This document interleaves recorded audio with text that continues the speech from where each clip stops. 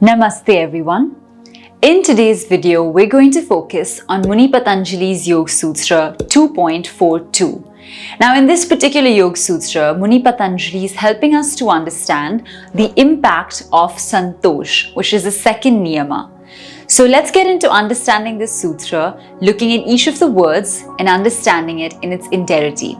So the sutra itself goes, Santoshadhanuttamaha Sukhalabha.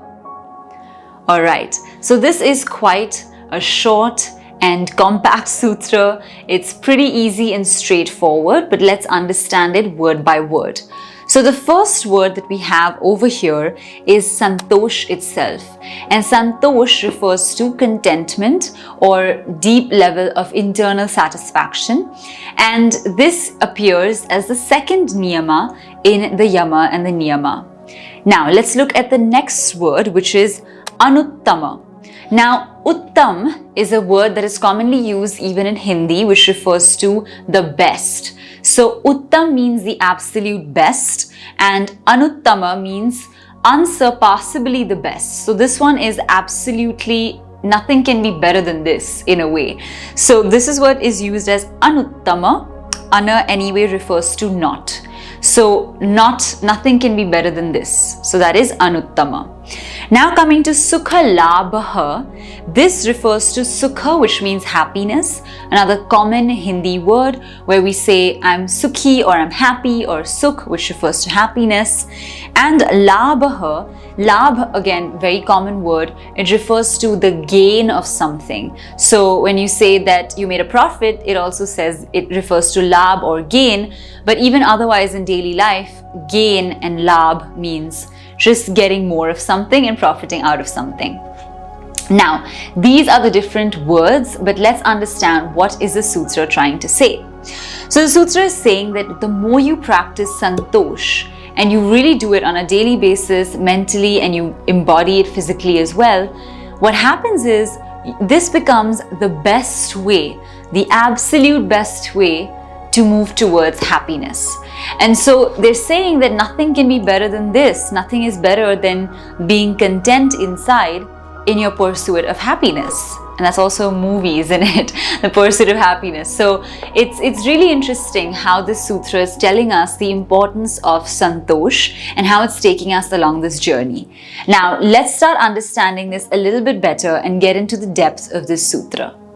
Alright, so what the sutra is trying to tell us is that the most important thing to do is to start feeling content from inside. It indicates that the source of all happiness is our desire, and unfulfilled desires lead to unhappiness. I think that's something that we all know inherently, but it's very hard to put it into practice.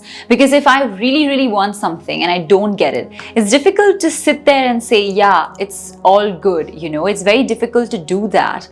So what we're trying to say in this sutra is to really be content from within, to kind of just control what you can, which is your effort, which is your mindset, which is your reaction, and kind of really just let the rest be, because there are some things which are beyond our control, but the things that are within our control, like the work we put in, the work ethic we have, that is something that we can work towards and work on.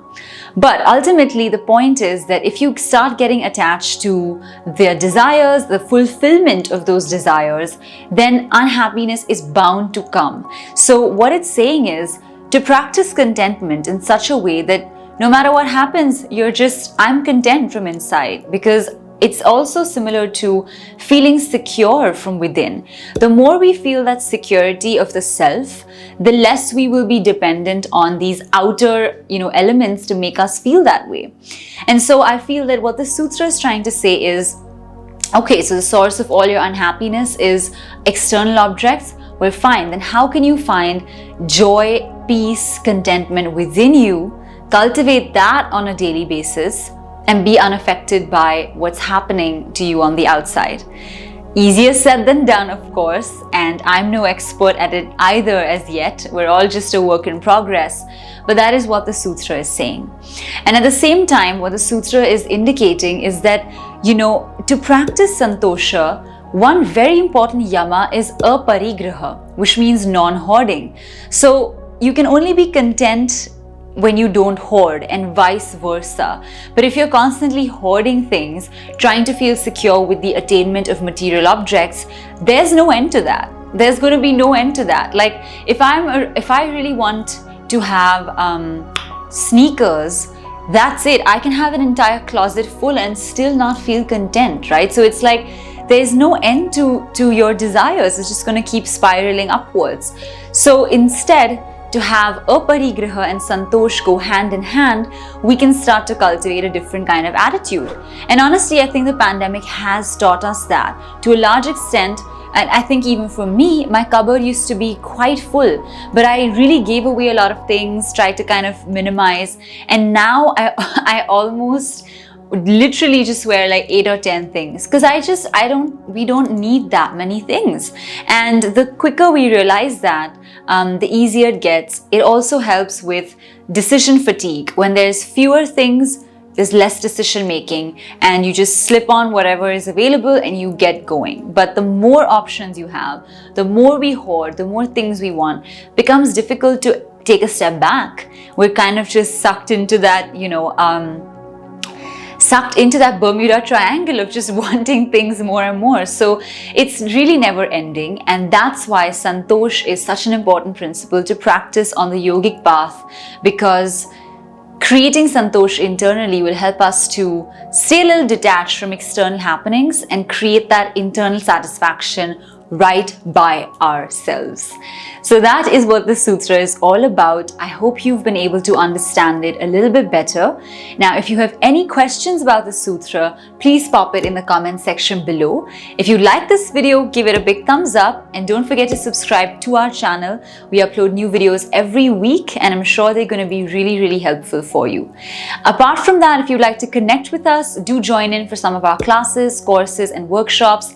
The link is in the description, and we really look forward to seeing you there. Now, take care until the next video. I'm going to see you really soon. Keep practicing, and I'll see you in the next one. Namaste.